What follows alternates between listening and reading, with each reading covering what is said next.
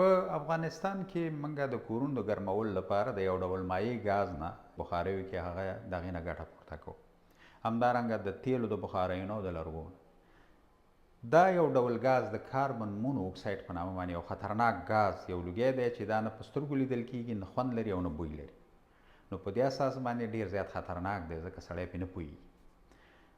په نورمال حالت کې موږ چې کله ساه تنفس کوو اکسیجن اخلو، هغه د وینې سره یو ځای کېږي او بالاخره د ټول بدن ته لېږدول کېږي او د وینې ضرورت د اکسیجن چې دی پوره کوي.